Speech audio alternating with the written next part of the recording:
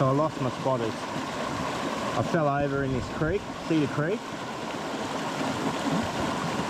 and I lost my spotters. My favourite sunnies. I've only had them a couple of months. So fucking annoying. Walked up and down the creek. No luck. I watched the video back when I fell. I was setting up the camera to do a walk to come back, and I slipped. It's these boots, these Merrell Moab 2 boots. They're slippery as on these rocks. I should have worn my runners. I probably wouldn't have slipped over, and I wouldn't have lost my sunnies. So freaking annoying. Anyway, I've searched and I've searched. The sun came out. I'm looking in the water, and I